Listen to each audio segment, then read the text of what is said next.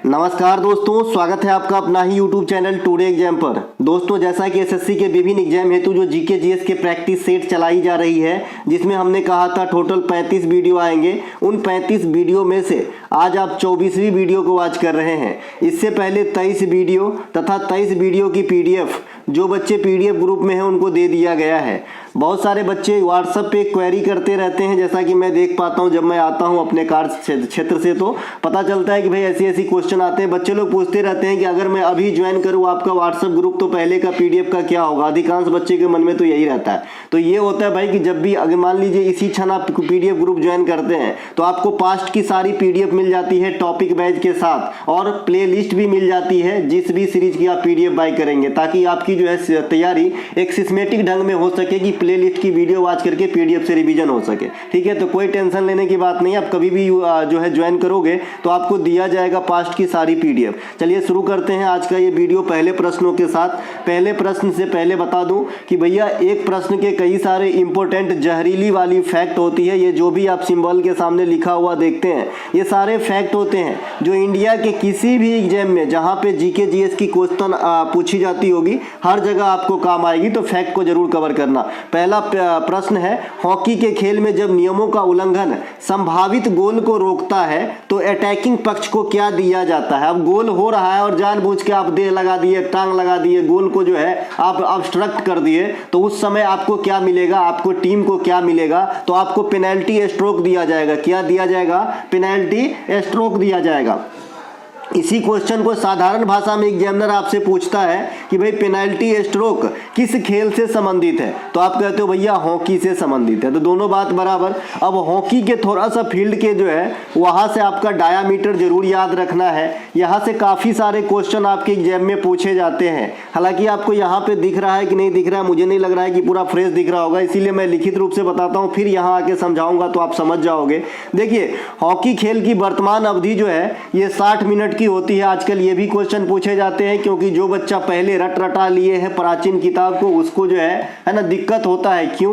क्योंकि पहले हॉकी का खेल 70 मिनट का हुआ करता था 2019 से पहले, लेकिन अब हॉकी का खेल जो है 60 मिनट का ही कर दिया गया है। ठीक है, इसके अलावा इसका जो सबसे बड़ा बॉडी है जो इसे रेगुलेट करता है वो FIH है। कौन है भाई? FIH है, फिच है। जैसे आप फीफा को फुटबॉल के लिए जानते हो, वैसे ही FIH को जो है आप हॉकी के लिए जानिए। इसके अलावा जो हॉकी का खेल होता है वो 4 क्वार्टर में खेला जाता है। क्वार्टर मतलब 1/4 को बोला जाता है भाई। ठीक है, इसके अलावा जब हाफ टाइम होती है तो हाफ टाइम के बाद 15 मिनट की ब्रेक दी जाती है, और 4 क्वार्टर में हमने कहा 1 2 3 4, तो जब पहला और तीसरा क्वार्टर होता है ना तो 2 मिनट की अतिरिक्त ब्रेक दी जाती है। ठीक है, और ये ब्रेक की समय इसमें ऐड नहीं किया जाता है। समझ रहे हैं? इसके अलावा हॉकी खेल में रेड कार्ड और येलो कार्ड का इस्तेमाल किया जाता है ना।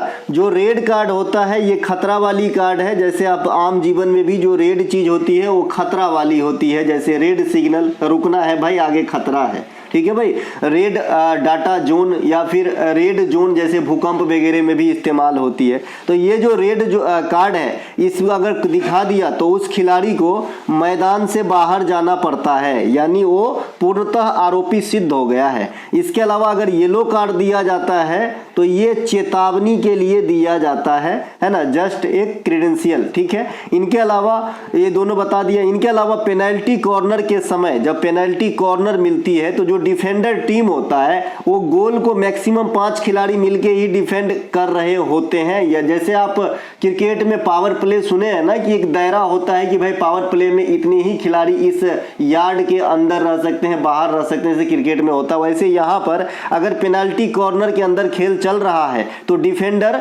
जो होते हैं वो मैक्सिमम एक गोल को 5 ही आदमी डिफेंड कर सकता है। ठीक है, इसके अलावा हॉकी खेल में पोस्ट की चौड़ाई कितनी होती है? 3.66 66 मीटर और क्रॉस बार की ऊंचाई कितनी होती है 2.14 मीटर। अब आ जाते हैं यहाँ फिगर पे, तब समझेंगे। जो आपका अभी कहा था कि भाई जो आपका गोल पोस्ट होती है उसकी चौड़ाई यहाँ पे आप देख सकते हो लिखा हुआ है 3.66 मीटर और जो क्रॉस बार होती है उसकी यहाँ पे ऊंचाई 2.14 मीटर लिखा हुआ है। इसके अलावा आप जो यहाँ पे देख रहे हैं गोल पोस्ट के पास दो सेमी सर्कल के जैसा जो आकृति है इसका भी व्यास पूछा जाता है, तो इसका डायामीटर 14.63 मीटर होता है व्यास, ठीक है। और लंबाई की बात कर लेंगे तो यहाँ पे लिखा है 91.4 मीटर लंबाई होता है और चौड़ाई की बात करेंगे तो 55 मीटर होता है। तो ये है जी आपका हॉकी खेल के अंदर मैदान की डायामीटर, नियम, इसके अलावा अवधि, इसके अलावा हाफ टाइम के बाद क्या समय मिलता है, कौन से कार्ड दिखाए जाते हैं, कौन सी बॉडी इसको रेगुलेट करता है या फिर सर्वोच्च संस्था कौन है हॉकी से संबंधित FIH, ये सब समझ गए। इसके अलावा जो गोल पोस्ट के आसपास जो अर्धवृत्ताकार भाग होता है, जैसे मैंने अभी कहा कि भाई सेमी सर्कल जो दोनों साइड है गोल पोस्ट के पास, तो इस सेमी सर्कल का जो अपना रेडियस है ये वाला, ये रेडियस कितना होता है 14.63 मीटर होता है। देखिए बहुत सारे बच्चे है ना जो न्यू कॉमर होते हैं, जो आपका तो रेडियस भैया सेमी सर्किल का ये पूरा होता है, ठीक है ना, कि यहाँ से कहीं से आप मिला दो तो वो रेडियस होगा, ये वाला रेडियस होगा, सॉरी व्यास होगा, माफ कीजिएगा, ये वाला आपका डायामीटर होगा, ना कि ये वाला डायामीटर होगा आपका किसका अर्धवृत्त का, ठीक है, गलती हो जाएगी है ना। इस कोने से यहाँ तक ये डायामीटर नहीं होता है, इसीलिए इसके जो है नहीं तो वृत्त का क्षेत्रफल होता है भाई पाई आर स्क्वायर। बच्चे क्या सोचते हैं हाफ सर्किल है तो है ना, तो हाफ से भाग दे दो, यहाँ तो चल जाता है हाफ पाई आर स्क्वायर अर्धवृत्त का क्षेत्रफल, लेकिन अर्धवृत्त का जब परिमाप आप निकालोगे तो 2 पाई आर में 2 से भाग देने से काम नहीं चलेगा, पाई आर नहीं होता है, क्योंकि पाई आर अगर आपने निकाला तो इतना ही दूर की लेंथ निकाले हो, ठीक है, तो ये वाला तो बच ही गया ना, है ना। तो इसीलिए पाई आर प्लस 2r और किया जाता है, मतलब 2 रेडियस को और जोड़ा जाता है, इसीलिए r कॉमन लेके पाई प्लस 2 होता है, यानी अर्धवृत्त का जो परिमाप होता है r इंटू पाई प्लस 2 होता है, ठीक है भाई। मैं गणित भी थोड़ा सा पढ़ा दिया यहाँ पे, है ना, आप लोग देख लेना बाद में कि आप तो हमसे तेज हो ही भाई, है ना। चलते हैं आगे। अब मैं निकलता हूं यहां से, हॉकी की मैदान की लंबाई चौड़ाई भी बता दिया था। अब आते हैं थोड़ा सा आधुनिक जो खेल हुआ है लेटेस्ट में हॉकी से संबंधित, उसकी बात कर लेते हैं। 2023 में हॉकी वर्ल्ड कप भारत में हुआ था, विजेता जर्मनी रहा था, उप विजेता बेल्जियम रहा था और यह मैच कहां हुआ था, भुवनेश्वर के कलिंगा स्टेडियम और राउरकेला के बिरसा मुंडा हॉकी स्टेडियम में हुआ था, दोनों उड़ीसा में है। 2023 एशियाई चैंपियन ट्रॉफी जो महिला वाली होती है, इस प्रतियोगिता के विजेता भी भारत है, जापान को धोते हुए, और यह मैच कहां पे हुआ था, तो यह झारखंड के अंदर हुआ था। इसके अलावा हॉकी वर्ल्ड कप की शुरुआत पुरुष वाला कब हुआ था, 1971 में।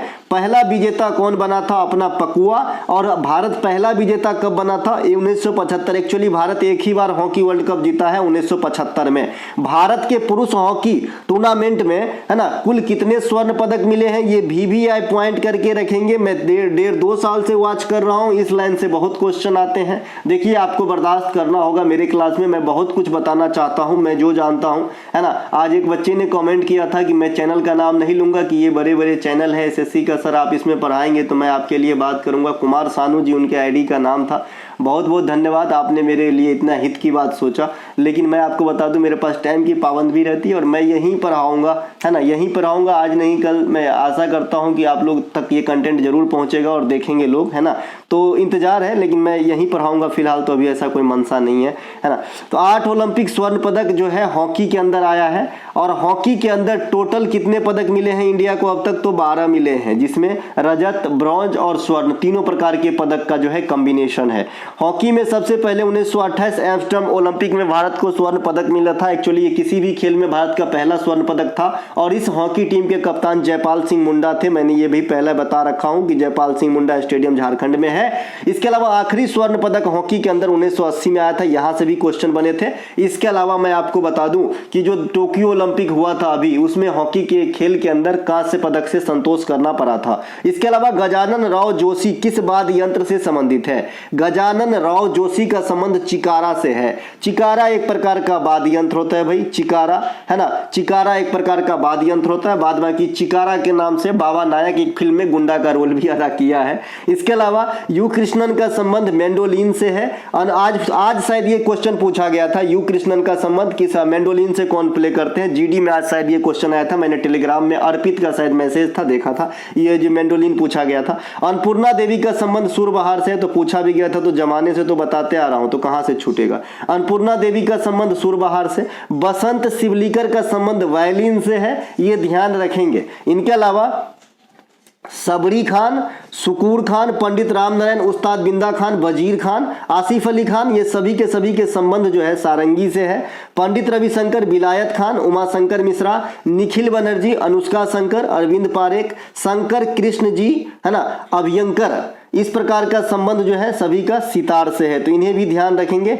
इसके अलावा जाकिर हुसैन, अल्लाह रखा, गुदई महाराज, लच्छू महाराज, विजय घाटे, सुशील कुमार जैन, गोपाल चंद्र विश्वास, ये सभी के सभी तबला से संबंधित है। आपको जो आता हो उन्हें इग्नोर करें, जो नहीं आता हो उन्हें चट करें, उन्हें ध्यान रखें। जैसे मेरे ख्याल में आपके लिए नया चेहरा सुशील कुमार जैन होगा, गोपाल चंद्र विश्वास होगा, इन्हें जरूर ध्यान रखें, ये तबला से है, ठीक है भाई। इसके अलावा शंकर कृष्ण जी, ये भी आपके लिए नए चेहरा हो सकते हैं, ध्यान रखिएगा, ठीक है। इनके अलावा फिलिप्स बकर के अनुसार एक अर्थव्यवस्था में बेरोजगारी और मुद्रास्फीति के बीच क्या संबंध होता है, तो फिलिप्स बकर के अनुसार बेरोजगारी और मुद्रास्फीति में जो संबंध होता है ये आपका व्युत्क्रमानुपाती का संबंध होता है, ठीक है। बेरोजगारी और मुद्रास्फीति के बीच क्या संबंध है, व्युत्क्रमानुपाती का संबंध है, ठीक है। बेरोजगारी भी कई प्रकार के होते हैं, मैंने आपको बता दिया है। मुद्रास्फीति को साधारण भाषा में बता दिया है, कब कम ज्यादा होता है, क्या होता है मुद्रास्फीति, चलिए मौखिक रूप से बता देते हैं,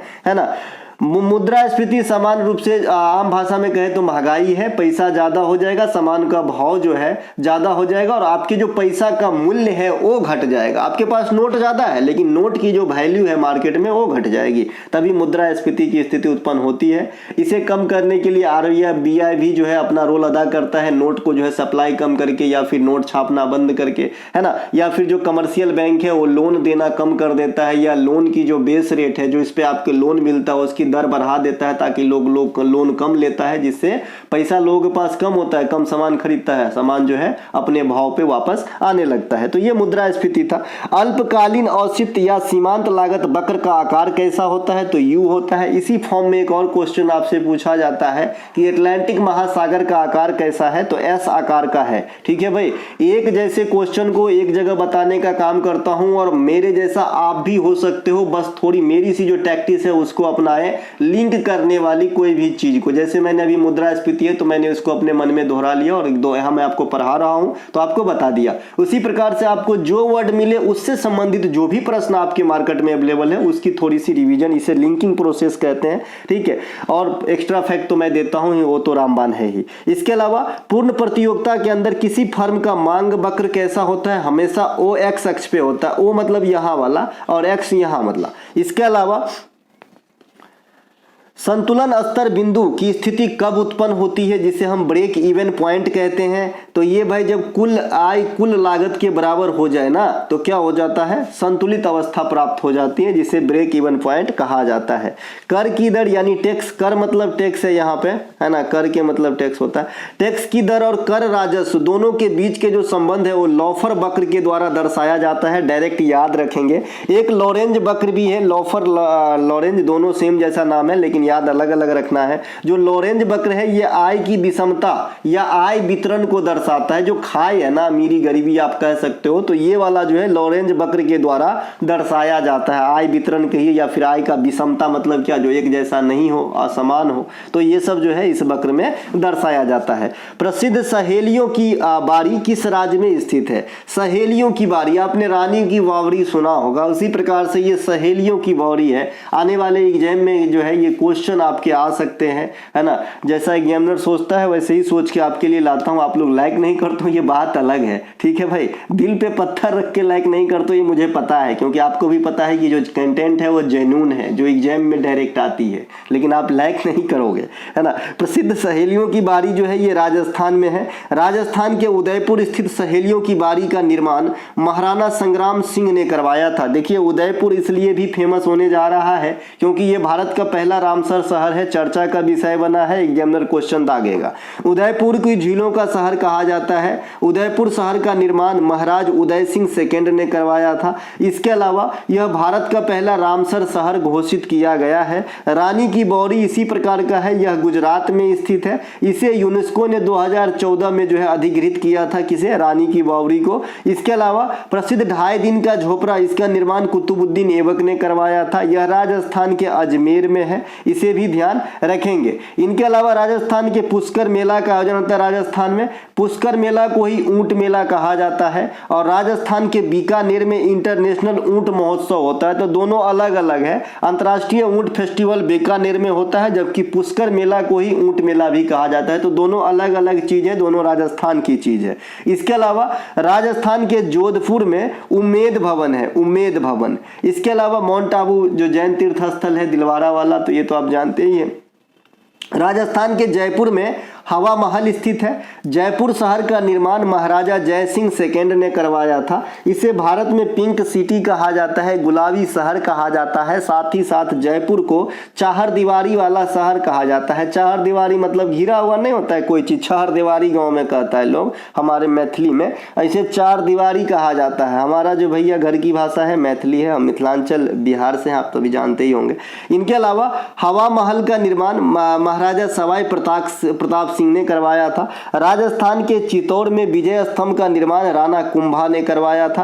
कुंभलगढ़ किला की जो दीवार की चौड़ाई है, ये आपके सीजीएल में पूछा गया, माफ कीजिएगा लंबाई सीजीएल में पूछा गया है। यह 36 किलोमीटर है और ये भारत में चाइना की दीवार जैसे है, इसे भी ध्यान रखेंगे। इनके अलावा भारत में स्थित विंध्याचल, सतपुड़ा, महादेव, पारसनाथ की चोटी इत्यादि किस प्रकार के पर्वत का उदाहरण, सब अलग अलग है। विंध्याचल, सतपुड़ा मध्य प्रदेश में, महादेव है ना, ये आपका पारसनाथ झारखंड में चला जाएगा। तो ये जो भी चोटी है ये आपके क्वेश्चन में दिया गया है। ये सब किस प्रकार की जो है पर्वत की जो भाग है या फिर किस प्रकार की पर्वत की उदाहरण है, तो आप कहोगे अवशिष्ट पर्वत का उदाहरण है ना। ये जो है अवशिष्ट पर्वत का उदाहरण है। अरावली दुनिया की सबसे पुरानी पर्वत श्रृंखला है, वर्तमान में अवशिष्ट पर्वत में तब्दील हो चुकी है। और अरावली जो है ये राजस्थान, गुजरात, हरियाणा और पंजाब के कुछ पार्ट में फैले हुए हैं, है ना। यह पर्वत की जो सबसे ऊंची चोटी है इसे गुरु शिखर कहा जाता है और यह गुरु शिखर चोटी जो है ये राजस्थान की सबसे ऊंची चोटी भी है, मतलब राजस्थान में ही होगी।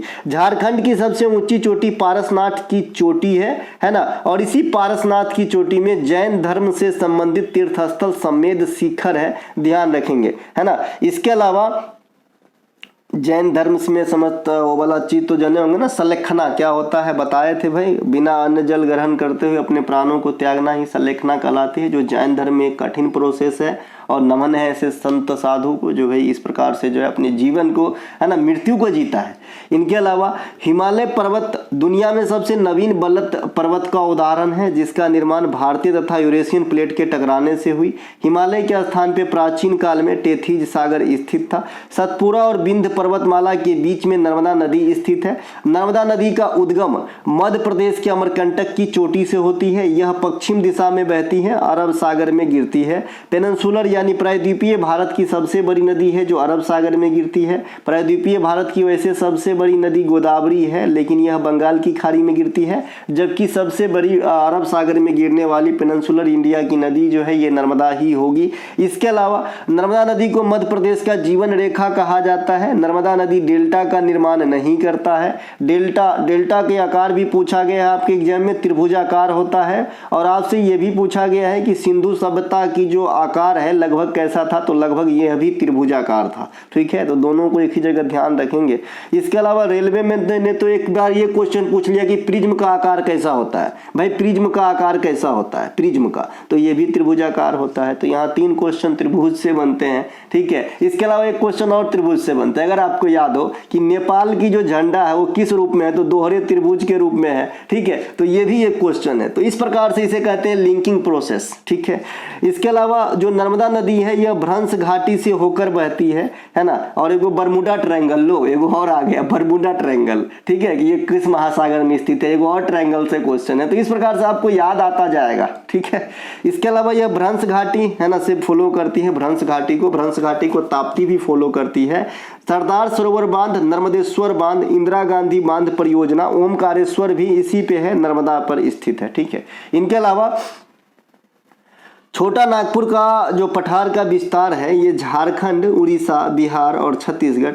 यहाँ से क्वेश्चन निकलता है कि जो आपका संथाल विद्रोह हुआ था है ना सिद्धू और कान्हू के द्वारा, तो ये जो है कहाँ पे हुआ था, तो इसका ओवरऑल आंसर होता है छोटा नागपुर का पठार, है ना। अगर राज कभी दे दे तो फिर इस राज में से आंसर करके आइएगा। इसके अलावा डेक्कन का पठार का विस्तार मध्य प्रदेश, छत्तीसगढ़, तेलंगाना, महाराष्ट्र, आंध्र प्रदेश, कर्नाटक, केरल, तमिलनाडु। तथापि जो दक्कन का पठार है उसका अधिकांश फैलाव पेनिनसुलर इंडिया में है, प्रायद्वीपीय भारत में है। इसीलिए डेक्कन के पठार के आसपास के इलाकों में आपको काली मिट्टी देखने को मिलेगा, जिसमें महाराष्ट्र में सबसे ज्यादा मिलेगा, ठीक है। महाराष्ट्र में मिलेगा काली मिट्टी, गुजरात में भी है, हालांकि गुजरात इस स्लैब में नहीं है, लेकिन फिर भी गुजरात में काली मिट्टी मिलती है। काली मिट्टी, अच्छा ये मैं काली मिट्टी वाला सेंस इसलिए यहाँ पे बताया हूँ क्योंकि मैं बताना चाहता हूँ कि काली मिट्टी का निर्माण कैसे होता है। डेक्कन ट्राइब में जो आपकी चट्टान पाए जाते हैं वो बेसाल्ट प्रकार के पाए जाते हैं, यानी आग्नेयी प्रकार के पाए जाते हैं, और आग्नेय चट्टान की जब क्षरण होती है तभी जो है आपकी काली मिट्टी की निर्माण होती है, जिसे कपासी मिट्टी और या फिर रेगूर मिट्टी भी कहा जाता है, और इसमें कपास की खेती अच्छी होती है। इसके अलावा मेघालय के पठार की संरचना काफी हद तक डेक्कन की पठार की संरचना के जैसा है। अब बच्चे अगर ये घर पे नहीं पढ़ के गया ना तो एग्जाम में गलती ही करेगा, 100% गारंटी के साथ ये बात कर सकता हूँ, क्योंकि आप कहाँ जो है मेघालय और कहाँ डेक्कन की पठार इधर, तो इन दोनों में कैसा मेल भैया, तो है मेल भैया है, ठीक है। कभी कभी आप नहीं सोचते हो ऑस्ट्रेलियन प्लेट और इंडियन प्लेट, तो आप सोचते हो ऑस्ट्रेलिया इतना दूर है कैसे टकराएंगे, लेकिन आपको पढ़ना है, हुआ है पास्ट में, ठीक है। और जो बड़े बड़े लोग कह गए वो अपने को फॉलो करना है, ठीक है। इसके अलावा मध्यम में वायु दाब कम हो जाती है, और तो दो ही चीज होता है, या तो आप बगावत करो तो पूर्ण रूप से उसे सिद्ध करो, नहीं तो झेलो। तो अपन को झेलना है, सरकारी नौकरी वाले को झेलना ही होता है, नहीं तो क्या जरूरी है भाई। हम कहते हैं कि काम में कहाँ से जो है इस युद्ध के बारे में कहाँ पे कंप्यूटर में कोई डाटा जो है वर्क में लगता है, लेकिन अपने को पढ़ना है ना, तो पढ़ेंगे। माध्यम में वायु दाब कम हो जाती है तो पवन की वेग पे क्या प्रभाव पड़ती है ना। सबसे पहले पवन की वेग किस मीटर से मापती है, आप लोगों के लिए क्वेश्चन रख रहा हूं, भेजिएगा जवाब। इसके अलावा तो बढ़ जाएगी, जब आपका वायु दाब कम हो जाता है किसी भी मीडियम में तो हवा की जो चाल है वो बढ़ जाता है। माध्यम में तापमान की वृद्धि से कोई भी कंडक्टर की जो कंडक्टिविटी है वो घट जाती है, जबकि जो सेमी कंडक्टर है उसकी कंडक्टिविटी बढ़ जाती है, ठीक है। इसीलिए अर्धचालक इसका नाम है कि एक बॉन्ड है, एक लिमिट है कि इस लिमिट के ऊपर अगर टेम्परेचर मिला तो ये चालक के जैसे काम करने लगता है, और इस लिमिट के बाद अगर टेम्परेचर कम मिला तो फिर अचालक बन जाता है। जैसे दिन में जब सूर्य की प्रकाश आती है तो आप देखे होंगे कि जो सोलर में जो लगा रहता है चार्ज होने वाला सिस्टम, वो दिन में चार्ज होता है, टेम्परेचर बढ़ने से सप्लाई जुड़ जाती है चार्जर वाली, माने कंडक्टर की तरह काम करने लगता होगा अंदर में, ठीक है। इसके अलावा दाब को बढ़ाने से क्वथनांक बढ़ जाती है, प्रेशर कुकर इसका उदाहरण है। इसके अलावा प्रकाश के चाल पर तापमान का कोई भी प्रभाव नहीं पड़ता है, ये बात भी ध्यान रखेंगे, है ना। प्रकाश के चाल पर तापमान की कोई भी प्रभाव नहीं पड़ता है, और 3 × 10⁸ मीटर प्रति सेकेंड जो है ये प्रकाश की चाल होती है निर्वात के अंदर। तापमान बढ़ने से ध्वनि की चाल बढ़ती है, ध्वनि की गति पर दाब का कोई प्रभाव नहीं पड़ता है, ये बात भी ध्यान रखेंगे। जब टेम्परेचर कांस्टेंट हो, एक से जो है मतलब ये है आपका क्या है भैया, शर्त है कि भाई अचर ताप पे ध्वनि की गति पे दाब का कोई प्रभाव नहीं पड़ता है।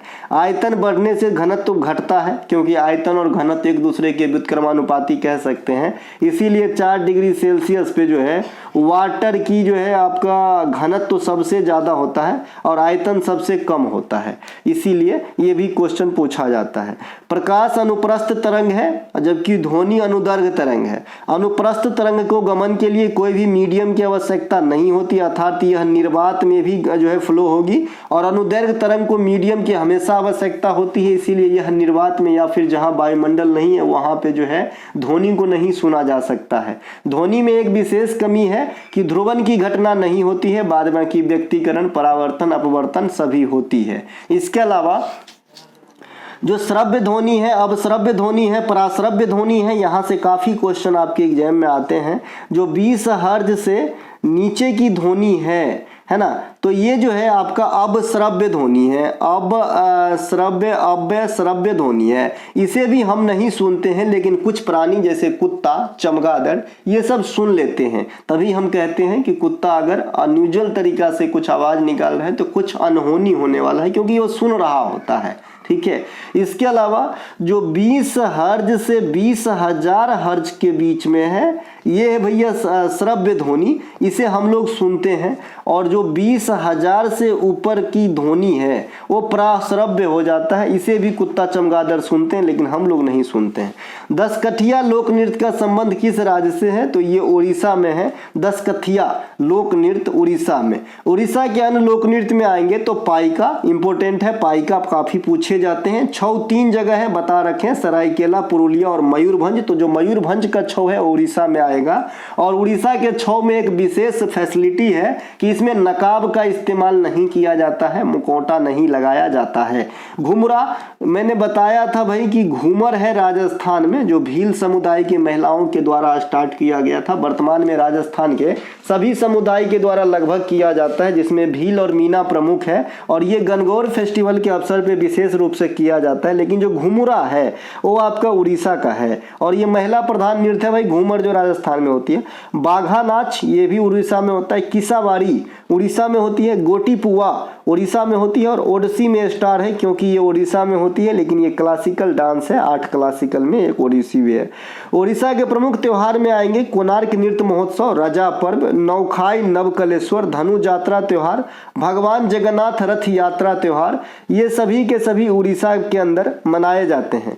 ओडिसी नृत्य देवदासी परंपरा से है। ओडिसी है, भरतनाट्यम है, कुचिपुड़ी है, ये सभी नृत्य जो है देवदासी परंपरा से निर्मित है। ओडिशा स्थित कोणार्क मंदिर को ब्लैक पैगोडा कहा जाता है। और ये जो है ना कोणार्क का सूर्य मंदिर है। ये क्या मंदिर है भाई, सूर्य मंदिर है। 10 रुपए की नोट के पीछे देखने को मिलेगा। उड़ीसा को में जो है ब्लू फ्लैग निर्मित प्रसिद्ध गोल्डन बीच है। इस बीच का कलर गोल्डन जैसा होता है। और ये ब्लू फ्लैग क्या होता है, नीला झंडा। तो जो भी बीच को जो है पर्यावरण दृष्टिकोण से अनुकूल पाया जाता है तो एक सर्टिफिकेट दिया जाता है, जिसको हम ब्लू फ्लैग कहते हैं। इनके अलावा उड़ीसा स्थित चिल्का झील भारत में खारे पानी की सबसे बड़ी झील है। भारत में सबसे बड़ी झील वेम्बनाड है, जो आपका कहाँ पे है, केरला के अंदर स्थित है। एक प्रमुख लगून झील है, कौन सा, चिल्का। और चिल्का जो है सबसे पहले रामसर शहर में शामिल हुआ था। रामसर सिटी, रामसर साइट लिखिएगा, यहाँ पे शहर कहना गलत होगा, क्योंकि इंडिया में रामसर शहर अभी पहला उदयपुर ही बना है। ये रामसर साइट कीजिएगा, मैं सही करके दूंगा। उड़ीसा राज्य में भीतरकनिका है, गहिर माथा है, सतकोशिया इत्यादि जो है आपका नेशनल पार्क है। इसके अलावा प्रसिद्ध उदयगिरी का गुफा कहाँ देखने को मिलेगा, उड़ीसा में मिलेगा। हाथी गुम्फा अभिलेख जो खारवेल से संबंधित है, उड़ीसा में है। उड़ीसा में कलिंग या उत्कल भी कहते थे पहले उड़ीसा को, जैसे मैंने कल बताया था आपको कि कामरूप और प्राग्ञ ज्योतिषपुर किसे कहा जाता था, असम को। इसके अलावा उड़ीसा राज्य बिहार से 1936 में अलग हुआ था। ये पूर्वी तट का प्रमुख राज्य है। उड़ीसा के एक तालचेर जगह है जो आपका भारी जल संयंत्र है। इसके अलावा उड़ीसा में बादाम की पहाड़ी एक जगह है, बादाम पहाड़ी। यहाँ पे जो है लौह अयस्क का उत्खनन वर्तमान में सबसे ज्यादा किया जा रहा है। इसके अलावा पैराडाइज एंड अदर स्टोरी पुस्तक के लेखक कौन है, इस पुस्तक के लेखक है भैया खुशवंत सिंह साहब। ठीक है, 1 सेकेंड की थोड़ी सी ब्रेक लूँ। जो भी बच्चे को 2024 में सपना है एसएससी एग्जाम जो है मैं क्लियर करूँ, है ना। और मैं आपको बता दूं कि अब जीके जीएस का अहम रोल है, चाहे आप सीजीएल दो, चाहे एसएससी की कोई भी एग्जाम दो। और पहले क्या था कि लोग इंग्लिश और मैथ के दम पे निकल जाते थे। अब जीके जीएस नहीं ठीक है तो कम चांस बनता है, क्योंकि मेरिट काफी हाई जाता है, कट ऑफ। ठीक है, तो अगर आप चाहते हो कि भाई पढ़ूं उतना ही जो एग्जाम में मिले, तो आप जीके जीएस के लिए 70 रुपए की पीडीएफ बाय कर सकते हो। एसएससी एग्जाम के लिए सभी एग्जाम पे एप्लीकेबल है, एसएससी पे रामबाण रहेगा। ठीक है, इतना कंटेंट आपको मिल जाएगा। मैंने कहा था 113 क्लास की पीडीएफ मिलेगी। 113 को 20 से गुना कर दीजिएगा और उसके 6-7 टाइम आप एक्स्ट्रा फैक्ट को गुना कर दीजिएगा। मान ले कि 10% एक्स्ट्रा फैक्ट अगर मैच भी कर गया होगा तो भी आपके पास इतना हो जाएगा, जो एक मार्केट का 2 बुक होगा, और चूंकि बुक में आपको छांट के पढ़ना होता है और मैं यहाँ पे छटाई देंगे। इसके अलावा यूपीपी का भी पीडीएफ अवेलेबल है और बिहार एसएससी का भी पीडीएफ अवेलेबल है। तो नीचे डिस्क्रिप्शन में लिंक दिया गया है, लिंक क्लिक करके व्हाट्सएप मैसेज कीजिए, पीडीएफ के बारे में जानकारी प्राप्त कीजिए, है ना। तो भाई अन्य किताब के बारे में देखते हैं। ये हमारे जो है टॉपिक वाइज का पेपर कटिंग है, जो मैं हर एक राइटर का अलग अलग लिख के रखा था, वैसे ही मैं एक आपको इस एग्जांपल के लिए, the blue umbrella Ruskin Bond की है, the room on the roof ये भी रस्किन बॉन्ड की, angry river, the golden years तथा the girl on the train ये सभी रस्किन बॉन्ड की पुस्तक है। इसके अलावा the paradoxical prime minister in glorious empire, Ambedkar a life, era of darkness, why I am Hindu, Nehru a biography, ये सभी के सभी शशि थरूर जी की पुस्तक है। तो कभी टॉपिक वाइज में विजिट करें तो आप समझें इस प्रकार का कहाँ है वीडियो, है ना, जिस बच्चे के मन में आ रहा होगा।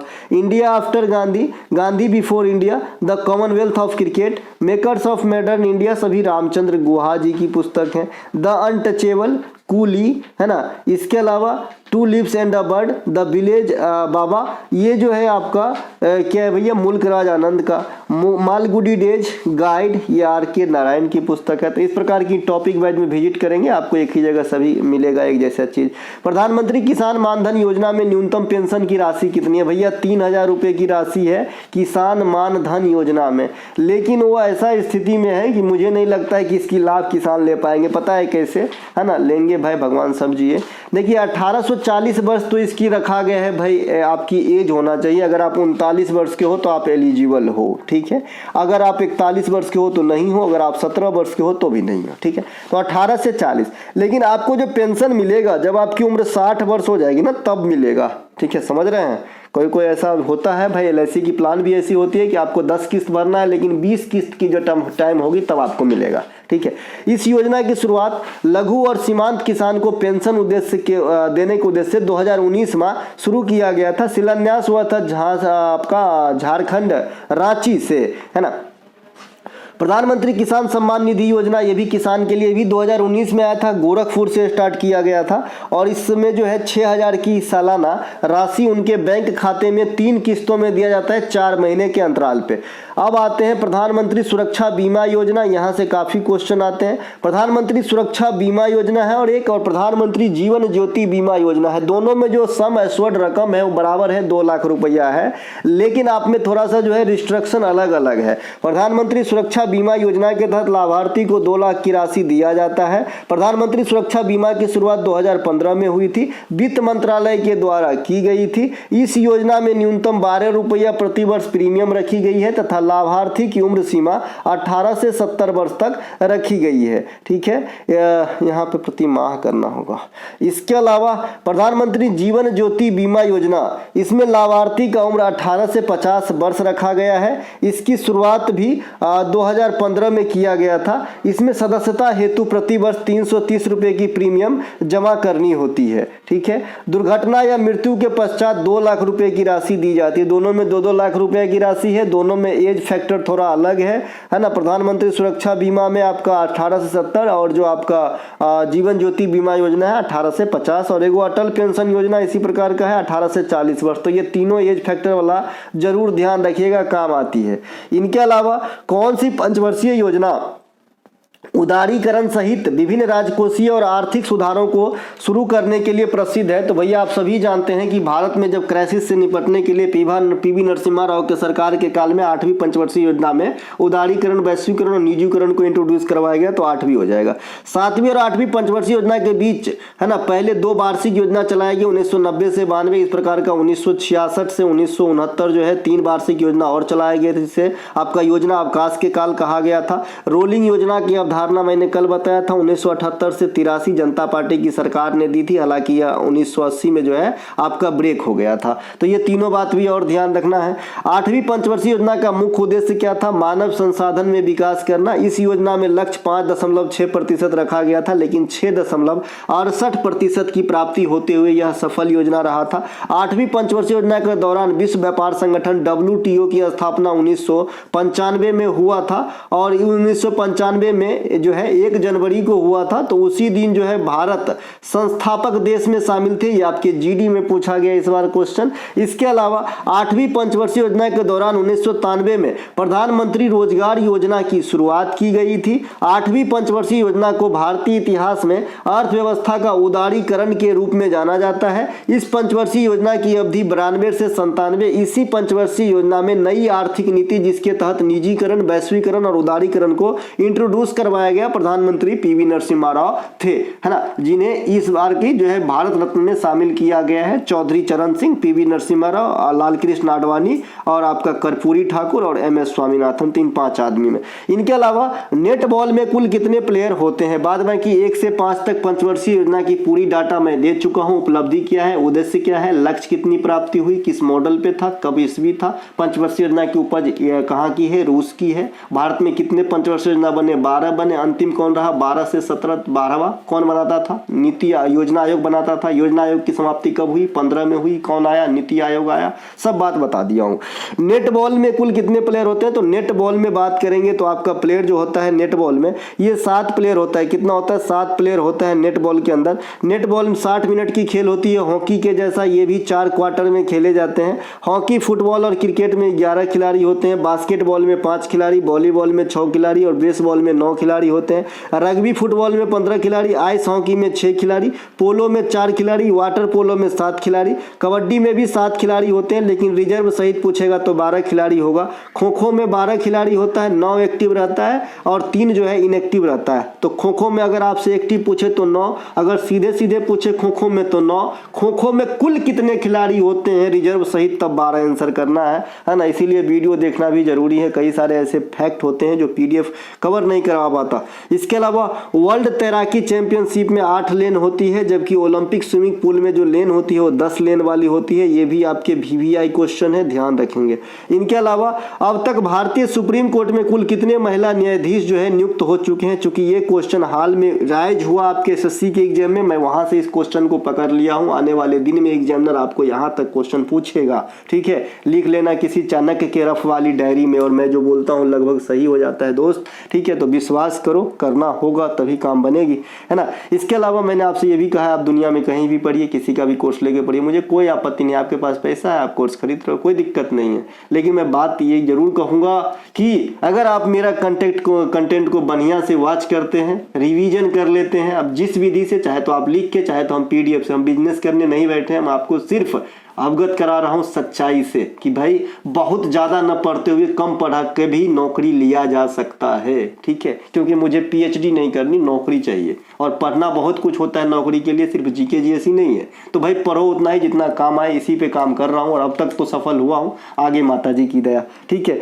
अब तक भारतीय सुप्रीम कोर्ट में 11 महिला जो है कार्यरत रह चुकी है, जिसमें 3 एक्टिव है, ठीक है, और 8 जो है रिटायर हो गई है।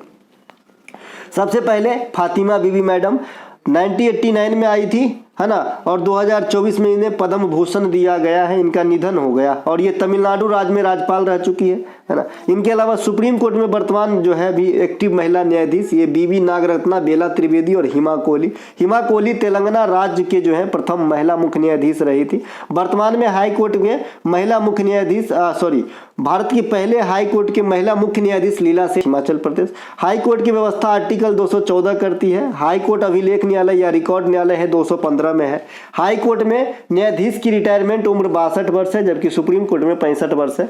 हाई कोर्ट में जस्टिस की नियुक्ति और तबादला कौन करते हैं? प्रेसिडेंट महोदय करते हैं। भारत में पहले हाई कोर्ट, है ना, 1862 में कोलकाता, बंबई और मद्रास में जो स्थापित किया गया था। वर्तमान में 25 है। सबसे लेटेस्ट कहाँ का है? आंध्र प्रदेश का।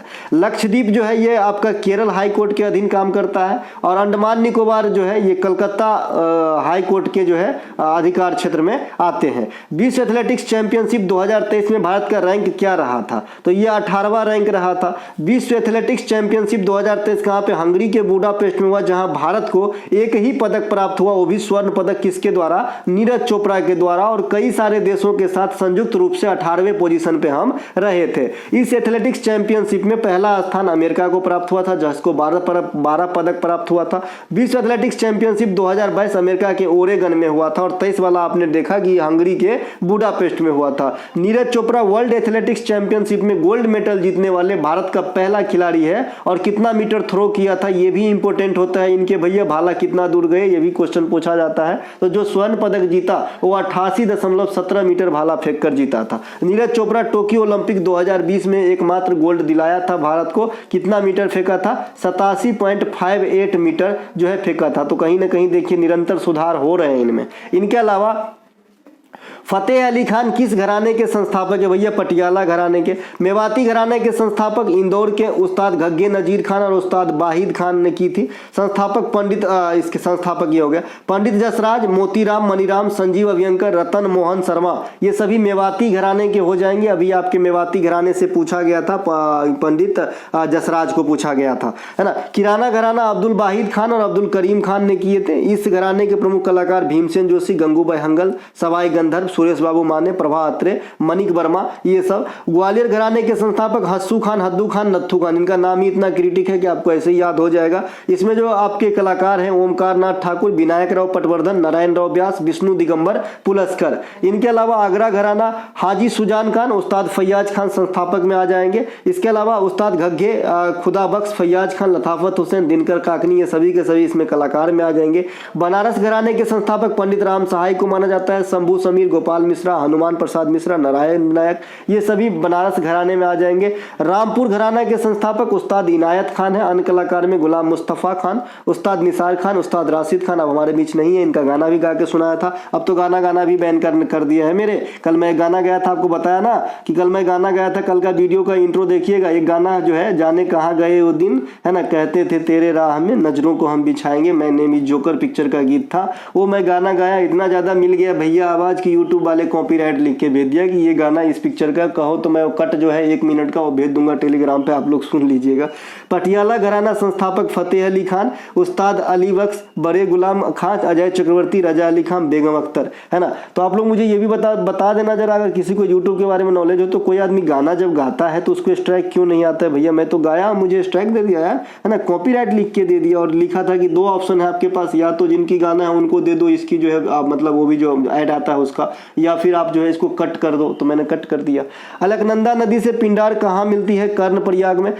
गंगा नदी का उद्गम जो है ये गोमुख हिमानी या गंगोत्री हिमानी से होती है। इस बार जीडी में पूछा गया था। और यमुना जो है यमुनोत्री से निकलती है, ठीक है। इनके अलावा गंगा नदी अलकनंदा और भागीरथी के संयुक्त धारा से मिलने से बनती है, जो बांग्लादेश जाने से पूर्व पुनः 2 भागों में बट जाती है। इंडिया में बहने वाली धारा को हुगली और बांग्लादेश में बहने वाली धारा को पद्मा के नाम से जानते हैं। गंगा की टोटल लंबाई 2525 किलोमीटर है। ये रहा आपकी गंगा नदी का जो है कहाँ से कौन मिलता है। देखिए ये जो मोटा वाला नीली धारी है जिसपे लाल पेन अभी चल रहे हैं, ये है अलकनंदा नदी। गंगा का जो स्रोत है ये आप यहाँ पे देख रहे हैं गंगोत्री, है ना, गंगोत्री, है ना, गंगोत्री यहाँ पे आप देख रहे हैं, है ना। यमुनोत्री यहाँ से यमुना निकलता है, ये गंगा निकलेगा। और यहाँ से जो है ये देव प्रयाग है, यहाँ से मिल जाता है अलकनंदा और ये आपका भागीरथी। तो ये बन जाती है जी गंगा। इससे पहले देव प्रयाग से पहले कई प्रयाग है। जैसे आपको यहाँ पे देखना है कि अलकनंदा में विष्णु प्रयाग में कौन मिलता है, तो ये मिलता है आपका धौली गंगा। देखिए यहाँ पे लिखा है धौली गंगा। धौली गंगा एक नदी है जो पीला कलर से, हल्का पीला कलर से आपको ये वाला दिख रहा होगा, ये विष्णु प्रयाग में मिलता है। फिर नंदाकिनी नदी है, ये नीला, हल्का नीला बैगनी वाला, तो ये मिल जाता है आपका नंद प्रयाग में। जिसे याद रखने की जरूरत नहीं, नंदाकिनी 9 नंद प्रयाग, ठीक है। फिर पिंडार नदी है, पिंडार गंगा कहते हैं इसे, ये आपका मिलता है कर्ण प्रयाग में। फिर हमारा जो है ये मिलता है भाई मंदाकिनी, कहाँ मिलता है? रुद्र प्रयाग में। और फाइनली जो है जब गंगा का फॉर्मेशन होता है तो भागीरथी और अलकनंदा देव प्रयाग में, ठीक है। गंगा नदी तंत्र को मैं आपको पहले ही समझा चुका था कि गंगा नदी तंत्र क्या है। सबसे पहला सहायक नदी रामगंगा, आखिरी सहायक नदी कहाँ गया? महानंदा, ठीक है भाई। गंगा नदी बांग्लादेश में पद्मा, गंगा नदी भारत वाला जो धारा है हुगली, है ना। गंगा नदी जो है उत्तराखंड, उत्तर प्रदेश, बिहार, झारखंड, पश्चिम बंगाल के रास्ते बांग्लादेश, है ना। इसके अलावा सबसे बड़ी सहायक नदी गंगा की सबसे बड़ी सहायक नदी यमुना और दूसरी सबसे बड़ी सहायक नदी सोन, ठीक है, ये बिहार के पास मिलती है। इनके अलावा इनमें कौन सी रेखा भूमध्य रेखा पर स्थित है? देखिए भाई भूमध्य रेखा पर जो स्थित है ना, ये आपका युगांडा भी है और कई सारे देश है, 13 देश है भूमध्य रेखा पर, 13 देश है, 3 महादेश है और आपका 3 बड़े बड़े महासागर भी भूमध्य रेखा को टच करता है। तो इस प्रकार से याद रखना है। तो भूमध्य रेखा पर स्थित 13 देश है, इक्वाडोर, कोलंबिया, ब्राजील, सो टोम, प्रिंसिपे, गैबान, कांगो गणराज्य, कांगो लोकतांत्रिक गणराज्य, Uganda, Kenya, Somalia, Maldives, Indonesia, Kiribati. तो ये जो है आपके, है ना, तो ये जो है आपके क्या हो जाएगा भैया, इक्वेटर पे स्थित देश है, ठीक है। इसके अलावा जो है भूमध्य रेखा 3 महादेशों से होकर गुजरती है, एशिया, अफ्रीका और दक्षिण अमेरिका से, ठीक है। दक्षिण अमेरिका, ब्राजील जिसमें भाई। इसके अलावा भूमध्य रेखा में स्थित प्रशांत महासागर है, अटलांटिक महासागर और हिंद महासागर, ये तीनों विशेष जल राशि जो है भूमध्य रेखा के संपर्क में है। भूमध्य रेखा मैं बता दिया हूँ, भूमध्य रेखा भी बता दिया हूँ, है ना। कर्क रेखा भी बता दिया हूँ 23.5 डिग्री नॉर्थ को, है ना। 23.5 डिग्री साउथ को मकर रेखा बता दिया हूँ। भूमध्य रेखा के आसपास की जो क्षेत्र है 5 डिग्री, ये ITCZ जोन कहलाते हैं। इधर आर्कटिक क्षेत्र है, इधर अंटार्कटिक क्षेत्र है, इसे 0 डिग्री भी कहते हो, विषुवत रेखा या भूमध्य रेखा भी कहते हो। भारत के और जो 8 राज्यों से कर्क रेखा गुजरती है, ये है गुजरात, राजस्थान, मध्य प्रदेश, छत्तीसगढ़, झारखंड, पश्चिम बंगाल, त्रिपुरा और मिजोरम। भारत के मानिक समय जो 82.5 डिग्री पूर्वी देशांतर है, ये कहाँ से गुजरती है, तो ये आपका उत्तर प्रदेश, मध्य प्रदेश, छत्तीसगढ़, ओडिशा और आंध्र प्रदेश, यह 5 राज्यों से होकर गुजरती है। इन्हें भी ध्यान रखेंगे। पहला पैरा खेलो इंडिया 2024 के उपविजेता कौन है, तो उपविजेता उत्तर प्रदेश रहा है। विजेता कौन रहा है, तो हरियाणा रहा है। हरियाणा को कितने पदक मिले हैं, 105 पदक मिले हैं, 40, 39 और 26 के रेशियो में। हरियाणा, उत्तर प्रदेश, तीसरा तमिलनाडु। ये कहाँ पे हुआ है, ये दिल्ली के अंदर हुआ है। पहला एडिशन था, क्वेश्चन आएगा आपके एग्जाम में, जैसे आपने देखा था कि पहला जनजातीय खेल कहाँ हुआ था 2023 के अंदर, तो आपका आंसर था भैया ओडिशा के अंदर हुआ था और काफी धूम मचाया था। तो उसी प्रकार से ये पहला पैरा जो है खेलो इंडिया का फॉर्म है, तो ये आपका जो है दिल्ली के अंदर हुआ है 2023 दिसंबर में। विजेता हरियाणा, उप विजेता आपका उत्तर प्रदेश। इस खेल में कितना खेल शामिल था, तो कहिएगा 7 खेल शामिल था पैरा वाला में। यहाँ पे कहीं ना कहीं लिखा होगा कुल 7 लिखा गया है, यहाँ पे 7 लिख दिया, 7 खेल शामिल था। इसके अलावा खेलो इंडिया यूथ गेम 2024 हो चुकी जनवरी 2024 में, यह तमिलनाडु में हुआ। तमिलनाडु के 4 शहर कौन कौन सा, चेन्नई, त्रिची, मदुरई और कम्बटूर में हुआ। इसमें 26 खेल थे, है ना। स्क्वैश को पहली बार जगह दिया गया आपका प्रतियोगिता मेडल इवेंट में, और जो तमिलनाडु की मार्शल आर्ट फॉर्म है सिमलम, इसको प्रदर्शनी खेल के तौर पे रखा गया था। 2024 खेलो इंडिया यूथ गेम के विजेता महाराष्ट्र है। महाराष्ट्र का यह 4था टाइटल था, ध्यान रखिएगा। हरियाणा 2 बार जीत चुके हैं, कुल 6 ही बार हुआ है, तो महाराष्ट्र हरियाणा मिलकर सुपरा साफ कर दिए। खेलो इंडिया यूथ गेम की शुरुआत 18 में दिल्ली से हुआ था। 2023 में 5वां एडिशन मध्य प्रदेश में हुआ था, जहां विजेता महाराष्ट्र ही रहा था। खेलो इंडिया यूनिवर्सिटी गेम की शुरुआत 2020 में उड़ीसा भुवनेश्वर से हुआ था, जहां विजेता पंजाब यूनिवर्सिटी रहा था। खेलो इंडिया महिला लीग का नाम बदलकर अस्मिता महिला लीग कर दिया गया है, तो ये भी ध्यान रखना है। इसके अलावा जनगणना 2011 के अनुसार केरल में महिला साक्षरता दर कितनी है, तो भैया 92.1 है, पुरुष वाला 94 था, ठीक है। और सबसे न्यूनतम साक्षरता दर यहाँ पे देख रहे हैं महिला वाला, तो ये भी बिहार में है ना। इसके अलावा दूसरा स्थान राजस्थान का ना, सही है भाई। इसके अलावा 92.1 है ना, ये आपका केरल का था। जनगणना 2011 के अनुसार देश में समग्र साक्षरता दर 74.04% है। महिला साक्षरता 65-46, पुरुष साक्षरता 82-14। केंद्र शासित प्रदेश में सबसे अधिक साक्षरता लक्षद्वीप की है ना। सबसे अधिक साक्षरता दर समग्र केरल, सबसे कम साक्षरता दर बिहार का है। आजादी के समय देश में साक्षरता कितनी थी, ये क्वेश्चन आपके एग्जाम में पूछा जाता है, तो 18% था। कितना था आजादी के समय देश में साक्षरता, 18%, और इससे कम ही रहेगा ऑप्शन। अगर 18 एग्जैक्ट नहीं है तो कम वाला मारना। जनगणना 2011 के अनुसार लिंगानुपात 943, जनसंख्या घनत्व 382 और दशकीय वृद्धि 17.64। सबसे अधिक दशकीय वृद्धि मेघालय का था और सबसे कम दशकीय वृद्धि नागालैंड का था। गोंची उत्सव मुख्य रूप से भारत के किस राज्य में मनाया जाता है, हाँ गलत सोच रहे हैं आप, गोंचा अलग है, गोंची अलग है। देखिए गोंची उत्सव जो है ना, ये हिमाचल प्रदेश में बालिका के जन्मोत्सव के जैसा मनाया जाता है। जब बच्चा जन्म लेता है तभी मनाया जाता है, बच्चा मतलब बेबी गर्ल है ना, तभी जो है मनाया जाता है हिमाचल प्रदेश में। ये सौभाग्य हमारे देश की कि ऐसा भी त्योहार है भाई कि बालिका के जन्म पे जो है पर्व मनाया जाता है ना। ये हिमाचल प्रदेश से गोंची महोत्सव कहते हैं। छत्तीसगढ़ में होता था गोंचा महोत्सव। ये गोंचा महोत्सव में जिस प्रकार से आप उड़ीसा में रथ यात्रा को देखते हो ना, उसी प्रकार से छत्तीसगढ़ में भी रथ यात्रा निकाली जाती है इसी गोंचा महोत्सव के स्तर पे, खास करके बस्तर वगैरह क्षेत्र में होती है। और ये क्वेश्चन आपके एमटीएस ने पूछ लिया था कि भाई उड़ीसा के जैसे रथ यात्रा और किस राज्य में निकाली जाती है, तो भैया आपके छत्तीसगढ़ में। हरेला महोत्सव ये आपके उत्तराखंड में होती है, जबकि हरेली महोत्सव ये छत्तीसगढ़ में होती है। कंफ्यूजन पेयर वाला रखा था, गोंचा गोंची, हरेला हरेली, घूमर घुमरा, ठीक है। इसके अलावा हिमाचल प्रदेश के अन्य त्योहार में आएंगे, मेला में आएंगे, तो फुलाइच उत्सव, कुल्लू दशहरा, बैसाखी का त्यौहार, बूढ़ी दिवाली। देखिए वो देव दिवाली भी है और एगो दिवाली होता है। तो दिवाली तो पूरे इंडिया में मनाया जाता है, विश्व में भी मनाया जाता है ना, और भी देश में जहाँ पे इंडियन लोग रहते हैं, प्रवासी भारतीय। और देव दिवाली जो है ये बनारस में मनाया जाता है, मतलब उत्तर प्रदेश में। और जो बूढ़ी दिवाली है ये आपका जो है भैया हिमाचल प्रदेश में मनाया जाता है। वैसे दिवाली से पहले हम छोटी दिवाली भी मनाते हैं। इसके अलावा लोसार का त्यौहार ये हिमाचल प्रदेश, अरुणाचल प्रदेश और आपका लद्दाख में मनाया जाता है। यह है हल्दा का त्यौहार, हल्दा त्यौहार ये भी जो है हिमाचल प्रदेश में होगा। नलवाड़ी पशु मेला हिमाचल प्रदेश में होता है। कसौल उत्सव ये संगीत वाला उत्सव है कसौल, तो ये भी आपके हिमाचल प्रदेश में ही होते हैं। इसके अलावा नाटी डांस हिमाचल प्रदेश से काफी पूछा जाता है, नाटी डांस ध्यान रखेंगे।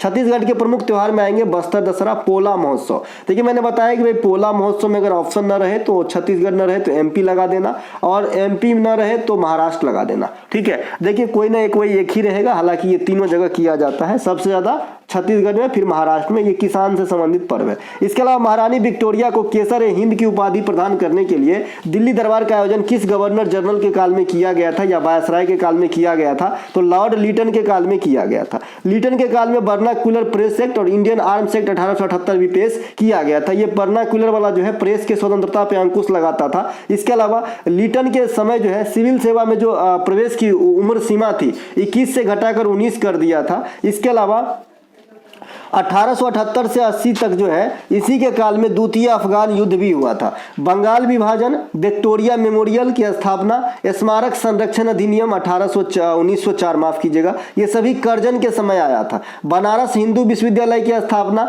रविंद्रनाथ टैगोर को नोबेल पुरस्कार 1913 में मिलना साहित्य के क्षेत्र में, आपका जो है गीतांजलि राइट के लिए, है ना। ये सभी लॉर्ड हार्डिंग द्वितीय के काल में हुआ था। और याद रखेंगे कि लॉर्ड हार्डिंग द्वितीय के काल में भी दिल्ली दरबार का आयोजन किया गया था जब जॉर्ज पंचम और क्वीन मेरी इंडिया आए थे, ठीक है। तो ये बात भी ध्यान रखना। इसके अलावा यह लास्ट क्वेश्चन था इस वीडियो का।